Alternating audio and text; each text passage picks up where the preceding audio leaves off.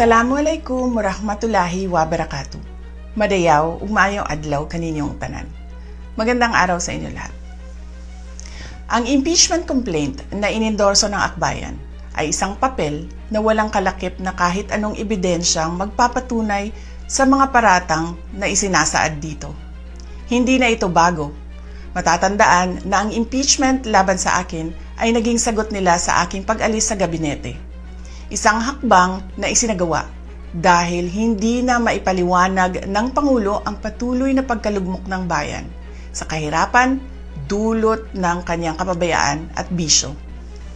Noong 19th Congress, binuksan pa nila ang isang Investigation in Aid of Legislation, hindi upang lumikha ng batas, kundi upang magsagawa ng isang malinaw na fishing expedition para sa planadong impeachment laban sa akin.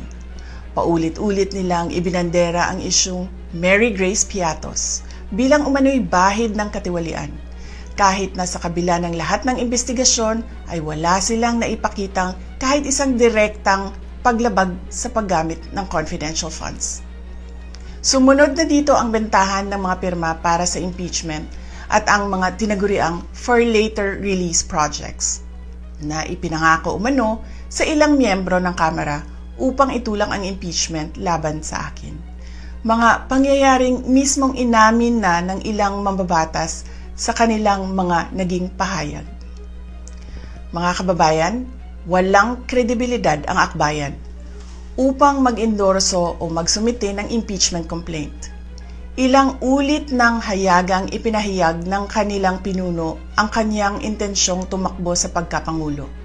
Isang malinaw na indikasyon ng pampulitikang motibo sa likod ng kanilang mga hakbang. Huwag nating kalimutan ang makasaysayang talumpati noong Agosto 2024 ni Risa Ontiveros, kung saan malinaw niyang inilahad ang tunay na motibo ng akbayan bilang isang grupo. At habang ang anak niya ay may kapangyarihan pa, hindi magiging madali ang ating laban. While VP Sara is in power, the threat of a full-blown Duterte comeback is still a very real and present danger. For one, they are supported by one major superpower, China. Kaya malinaw na lahat ng ito ay isang uri ng harassment at pang-aabuso sa proseso ng impeachment ng grupong akbayan.